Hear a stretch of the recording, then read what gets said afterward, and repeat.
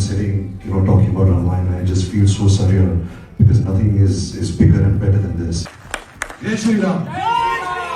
Ramayana is the hardest project, visual effects wise, we're doing in the world.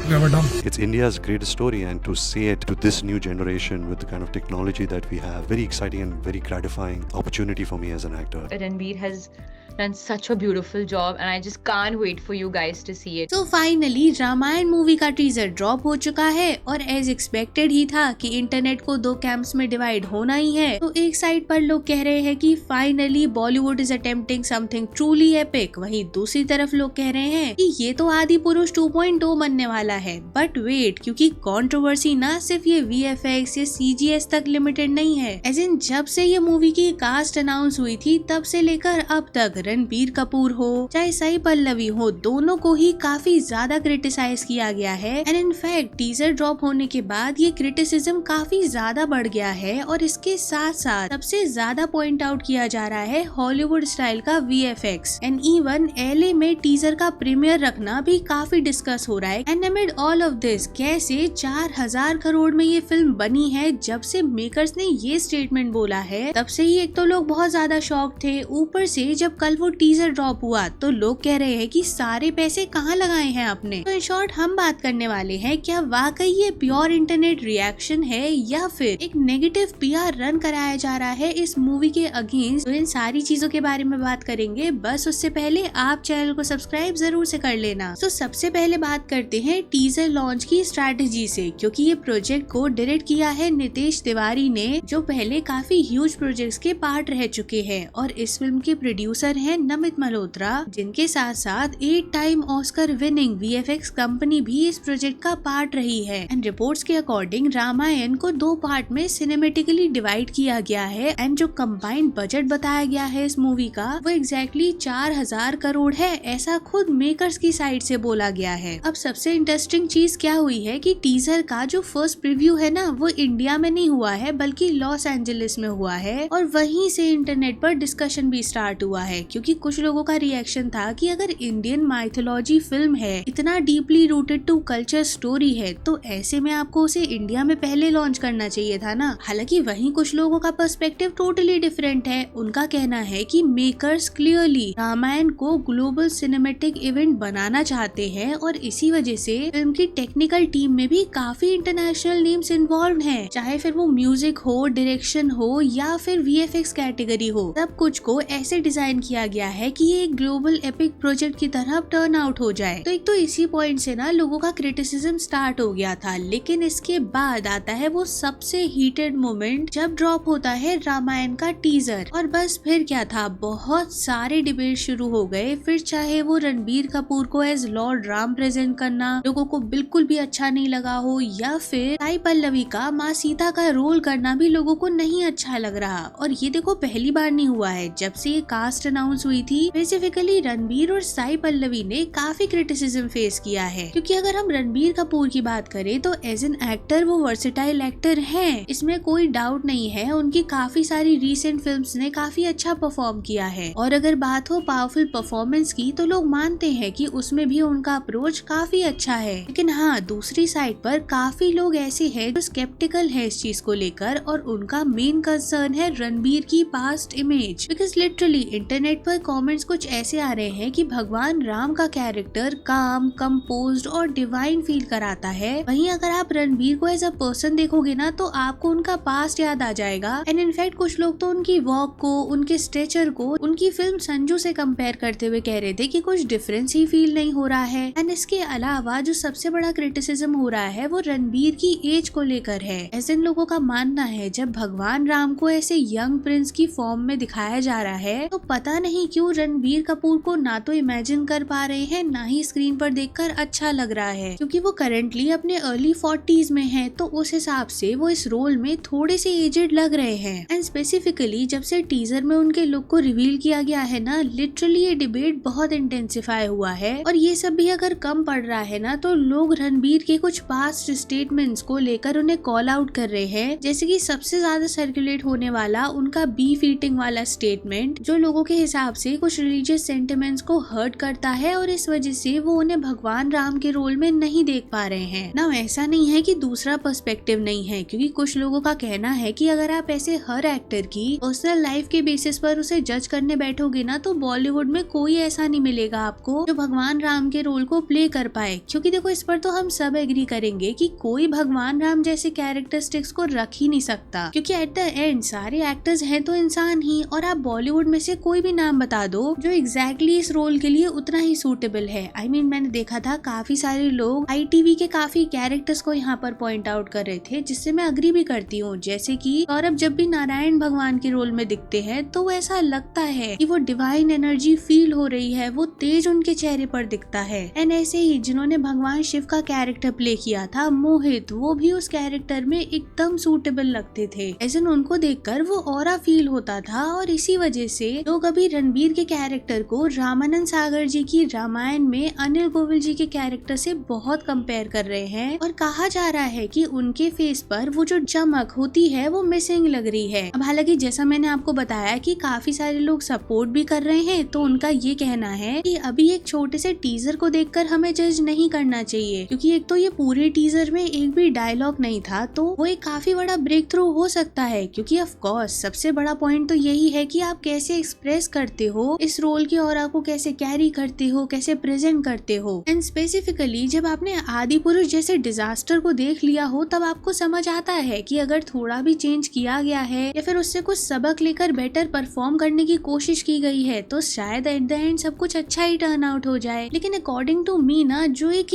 4000 crore वाला figure दे दिया makers ने, वो मेरे ख्याल से एक बहुत बड़ी गलती हुई है। क्योंकि देखो, आपने हो सकता है कि लोगों को ये बताने के लिए कहा हो कि कितना मनी इन्वेस्ट हुआ है, तो कितना काम किया गया होगा, लेकिन इतने भी रिएक्शंस मैं देख रही हूँ लोगों के, वहाँ लोग यही पॉइंट आउट कर रहे हैं कि भाई आपने इतना मनी कहाँ इन्वेस्ट किया है। क्योंकि कुछ फ्रेम्स को देखकर तो ऐसा लग रहा है कि बहुत ही डिजास्टर्स टर्न आउट होंगी चीजें। सो आई गेस मेकर्स को भी ना कुछ ऐसे स्टेटमेंट्स को देने से फिलहाल तो बचना ही चाहिए, क्योंकि एक तो अभी ना सोशल मीडिया का टाइम है, लोग एक छोटी से छोटी डिटेल भी नोटिस कर लेते हैं और फिर अगर उन्हें थोड़ा भी ऑफ लगेगा ना कुछ, तो वो नेक्स्ट लेवल पर क्रिटिसाइज होगा ही। एंड इसके अलावा ना, मैंने एक और चीज देखी थी जो लोग काफी क्रिटिसाइज कर रहे हैं कि पता नहीं क्यों इतना वेस्टिफिकेशन करने की कोशिश की गई है इस मूवी को। ऐसे लोग ये हाईलाइट कर रहे थे कि सबसे पहले तो ये इंडियन कल्चर में रूटेड है, माइथोलॉजिकल चीज है, तो एटलीस्ट आपको इस चीज को वहीं रूटेड रहने देना चाहिए था ना। इतना ज्यादा उसको हॉलीवुड टाइप बनाने की क्या जरूरत थी कि वो टच ही यहाँ पर फील नहीं हो रहा है। और ये वाला रेफरेंस देते हुए ना, लोग स्पेसिफिकली ये जो राक्षस वगैरह दिखाने की कोशिश की गई है ना, इनको पॉइंट आउट करके कह रहे थे कि जो वो हॉलीवुड की मूवीज में होते हैं ना, वो सिमिलर यहाँ फील हो रहे हैं। तो इन शॉर्ट ये ओवरऑल डिस्कशन में ना वही 50-50 वाला स्टैंड आपको दिखेगा लोगों का। क्योंकि देखो, सनी देओल को लेकर भी ना काफी सारे स्पेकुलेशंस हैं, क्योंकि कुछ लोगों का ये कहना है कि उनको हमने पहले ऐसे रोल्स में देखा है कि उसके बाद इस रोल में ट्रांजिट करना उनके लिए भी टिपिकल हो सकता है। और इनफैक्ट कुछ लोग तो यहाँ पर उनकी एज को भी पॉइंट आउट कर रहे थे कि कहीं वो भी रणवीर की तरह ओवर एज ना लगने लगे। बाकी तो अब आप लोग बताना मुझे कमेंट्स में कि आपका इस सब पर क्या ओपिनियन है। And don't forget to like and share the video, subscribe to the channel and thanks for watching.